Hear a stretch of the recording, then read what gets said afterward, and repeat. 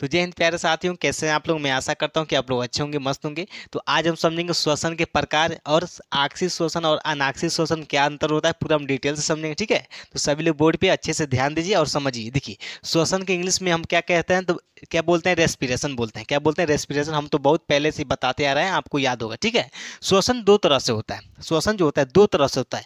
एक होता है आपका बाह्य श्वसन, इसको हम इंग्लिश में बोलते हैं एक्सटर्नल रेस्पिरेशन। और दूसरा जो होता है इसको हम बोलते हैं आंतरिक श्वसन या कोशिकीय श्वसन। इसका इंग्लिश होता है इंटरनल रेस्पिरेशन। ठीक है, यानी बाह्य श्वसन होता है, यानी ये बाहर होता है, ये अंदर होता है। ये श्वसन कहाँ होता है, एक बाह्य श्वसन होता है, एक आंतरिक श्वसन होता है। देखिए, तो बाह्य श्वसन जो होता है ये फेफड़ा में होता है।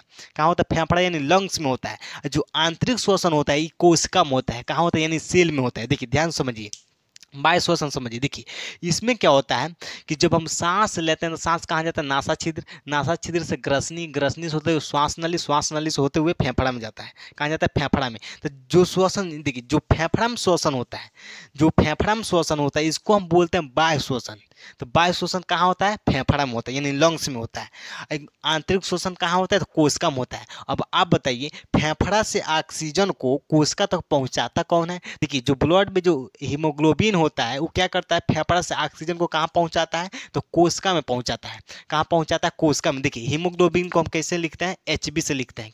किसे लिखते हैं, एचबी। तो ये जो हीमोग्लोबिन होता है क्या करता है, फेफड़ा से ऑक्सीजन को लेकर के कहाँ जाता है, तो सभी कोशिकाओं में पहुंचाने का काम करता है। ठीक है, तो जो कोशिका में श्वसन होती है उसी को हम बोलते हैं कोशिकीय श्वसन या आंतरिक श्वसन। कोशिका में होने वाली श्वसन को हम क्या बोलते हैं, कोशिकीय श्वसन बोलते हैं या आंतरिक श्वसन बोलते हैं। ठीक है, यहाँ तो कोई दिक्कत है, बताइए, यहाँ तो कोई दिक्कत है। देखिए, अब जो कोशिकीय श्वसन होता है इसका दो प्रकार होता है। कितना प्रकार होता है, दो प्रकार होता है। पहला होता है आपका वायवीय श्वसन, दूसरा होता है आपका अवायवीय श्वसन। देखिए, पहला क्या होता है आपका वायवीय श्वसन, दूसरा क्या होता है अवायवीय श्वसन। यहाँ तो कोई दिक्कत है। देखिए, अब वायवीय श्वसन ध्यान से समझिए। देखिए, जो वायवीय श्वसन होती है, वायु श्वसन, इसको हम ऑक्सीय श्वसन भी बोलते हैं। क्योंकि जो वायु श्वसन होती है ये ऑक्सीजन की उपस्थिति में होती है, इसमें ऑक्सीजन की आवश्यकता होती है, इसलिए हम इसको ऑक्सीय श्वसन भी बोलते हैं। क्या बोलते हैं, ऑक्सीय श्वसन। इसको वायु श्वसन कहिए या ऑक्सीय श्वसन। एग्जाम में आपका ऐसे आता है, वायु श्वसन में, वायु श्वसन और अवायु श्वसन में अंतर लिखिए, या ऑक्सीय श्वसन या अनाक्सीय श्वसन में अंतर लीजिए। तब घबराइएगा मत, देख मत चौंक जाइएगा। ठीक ना, ये दोनों सेम है। ठीक है, तो इसमें क्या होता है, वायु जो श्वसन होता है इसमें ऑक्सीजन की आवश्यकता होती है, इसलिए हम इसको अवायवीय श्वसन या अनाक्सीय श्वसन बोलते हैं।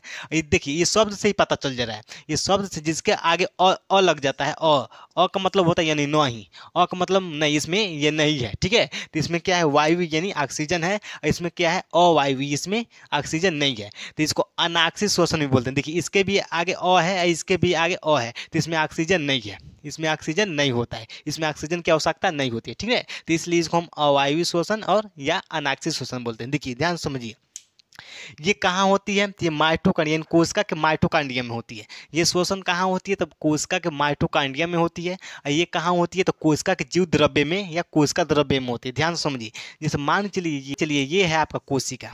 क्या है, कोशिका।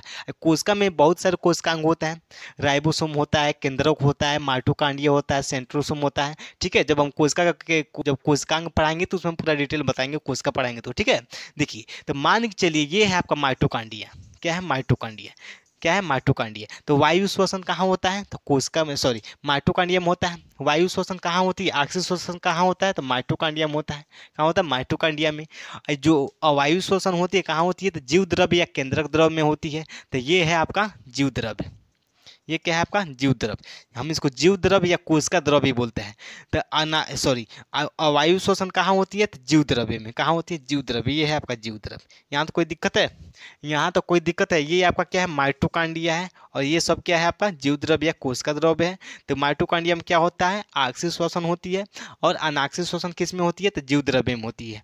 यहाँ तो कोई दिक्कत है, कोई दिक्कत नहीं। देखिए आगे समझिए। देखिए, ऑक्सीय श्वसन क्या होता है, जो ग्लूकोज होता है पूर्ण रूप से टूट जाता है, यानी पूरा टूट जाता है। ऑक्सीय श्वसन में ग्लूकोज पूर्ण रूप से टूट जाता है।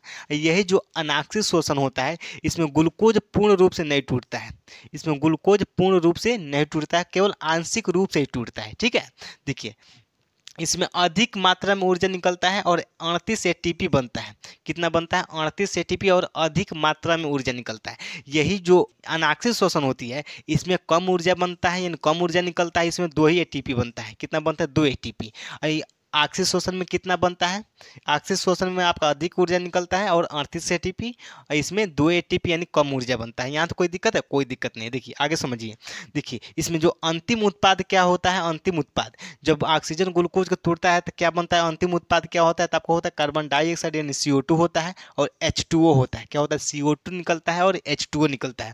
इसमें क्या बनता है, देखिए इसमें जब ग्लूकोज टूटता है तो एथेनॉल बनता है, लैक्टिक अम्ल निकलता है और बहुत कम मात्रा में ऊर्जा निकलता है, बहुत कम मात्रा में ऊर्जा बनता है यानी ऊर्जा निकलता है। ठीक है, यहाँ तो कोई दिक्कत है, बताइए यहाँ तो कोई दिक्कत है, कोई दिक्कत नहीं। देखिए अब आगे समझिए, अब ये क्रिया यानी आक्सीय क्रिया कहाँ होती है, आक्सीय शोषण किस में होती है, तो हम लोग में कौन सा क्रिया होती है, आक्सीय होती है कि अनाक्सीय होती है, हम लोग में कौन सा शोषण होती है, आक्सीय शोषण होती है कि अनाक्सीय शोषण, तो हम लोग में क्या होती है, आक्सीय शोषण यानी वायवीय शोषण होती है। क्या होती है, वायवीय शोषण, जिसमें आ जाएगा आपका मानव हो जाएगा, जितने भी जानवरों में क्या होती है, आक्सीय शोषण ही होता है, पक्षी में क्या होती है, आक्सीय शोषण होती है, जितने भी पेड़ पौधे होते हैं उसमें भी क्या होती है, आक्सीय शोषण होती है। ठीक है, यहाँ तो कोई दिक्कत है, कोई दिक्कत नहीं है। अब इसमें देखिए जो अनाक्सीय शोषण होती है यानी अवायवीय शोषण किस में होती है, तो सूक्ष्म जीवों में होती है, जैसे जीवाणु हो गया यानी बैक्टीरिया, ईस्ट, इस सब में क्या होती है, अवायवीय शोषण होती है, अनाक्सीय शोषण होती है। यहाँ तो कोई दिक्कत है। अब यहाँ पर देखिए, यहाँ पे एक पॉइंट छूट गया है, देखिए एटीपी, एटीपी का पूरा नाम क्या होता है, तो एडिनोसिन एडिनोसिन ट्राइफॉस्फेट। क्या होता है, फुल फॉर्म क्या होता है, ट्राइफॉस्फेट।